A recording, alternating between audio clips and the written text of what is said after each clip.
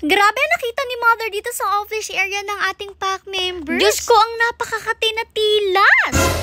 For today kasi habang andito sa labas ang ating pack members ay makikipag-bonding si Mother sa kanila. Alam nyo naman kapag ganito, saka lang tayo nakakapagkulitan sa kanilang lahat kasi nga mostly talaga the whole day natutulog lang sila at nagpapakasarap sa aircon nilang bahay.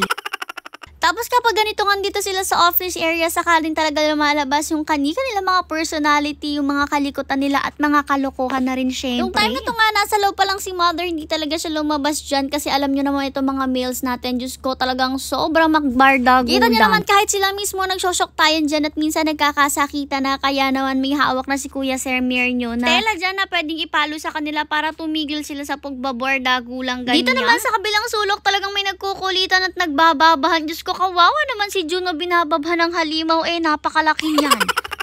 Eto kasi mga male natin, may tendency kasi talaga sila na magkasakitan at meron talagang maging kawawa sa kanila kapag napagtulong-tulungan. Nangyayari lang naman yan sa mga males natin. Ewan ko ba kung bakit minsan talaga malakas ang trip nito mga males natin, lalo na nga yung mga hotdog na sunog. Kaya naman mas nakaalalay talaga ang bantay natin dito kapag nga lumalabas ang ating mga males. Tingnan nyo nga dito, isang hotdog na sunog naman yung kinakawawa at pinagtutulong-tulungan nila. O diba kaya kailangan talaga ng konting palo-palo effect. Pero huwag kayo mag-alala, hindi naman sila nasasaktan dyan ng sobra. Since tela lang yan at konti lang yung pagkakapalo sa kanila. Mahalaga lang talaga na alam nila na mali yung ginagawa nila. O may magko-comment na naman dyan na bakit hindi na lang ipa-train. Kayo, kung gusto nyo magpa-train, go. Kung kami hindi namin gusto, hayaan nyo na lang rin kami. Anyways, after nga ng kulitan ganyan, ito na talaga yung plano ni Mother, ang bigyan ng malunggay ang mga halimaw na ito. Yes guys, malunggay, since alam nyo naman, paborito rin talaga ng pack members natin to. At tingnan nyo naman, habang kumukuha pa lang si Kuya Sir Mirnyo ay nakaakyat na talaga silang lahat dyan at nag-aabang. For the paunahan pa talaga sila dyan. Nakala nila pag nakaakyat silang ganyan ay mauuna silang makalafang, pero hindi. Since yung malunggay doon ay diniretso ni Kuya Sir Mirnyo kay Mother. Bali pinagpag na nga lang rin ni Mother yan ng konti, tapos saka nga iniabot sa kanila. Ayan, Diyos ko, talagang nilafang agad nila yan. O diba may lahing kambing rin ang ating pack members? Crossbreed yata ang mga ito.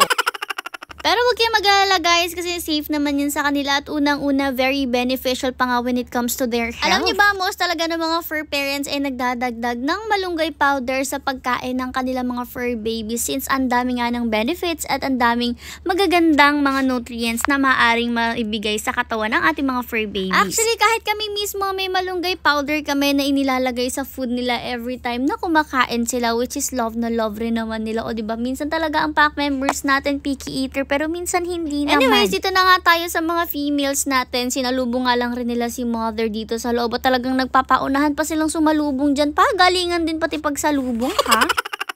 Siyempre, gaya ng ating mga males ay inakyat rin ulit ni Kuya Sir Mirnyo yung malunggay para kumuha dyan. Medyo mataas na rin kasi talaga yan guys. Pero huwag kayong mag-alala, puputulan nga yan soon para hindi siya masyadong mataas. Binigay na rin nga yan sa ating mga females at tuwang-tuwa rin talaga sila dyan guys. Lahat sila nakatungo na dyan kasi lumalafang na ng malunggay. O baka sabihin nyo, ang dumi-dumi ng lupa, ba't doon nilagay? Diyos ko guys, talagang kahit anong gawin nyo, bibitawan at bibitawan nila yan. Habang busy nga ang lahat, si Cyber naman nandyan lang sa ilalim. Sabi ko naman sa inyo, si Cyber natin ay na talaga niyang join sa mga ganito. Actually, kapag lalabas na nga or oras na ng labasan nila, gusto rin niya lumabas. Pero kapag nakapag-potty na, nagsasabi na yan ng pag-uwi. Anyways, after nga ng ating back members, no makapasok na sila, eto naman mga to, ang pumasok dito sa off-leash area nila. O diba, nangulit-ngulit pa talaga sila. Sabi ko naman sa inyo, alam nga nila kung anong oras wala yung pack members dito at saka sila pumupunta dito para magtambay-tambay at syempre lumafang na rin. Habang nakikipagkulitan nga sila dyan, eto naman yung nakita ni na Mother. Diyos ko, nung time na to, kating-kati ako, ang ganda ng tilas na to in fairness. Pero delikado to lalo sa ating pack members. Tingnan nyo, may nakasabit pa nga na buhok ng pack members natin sa kanya, nakakaloka.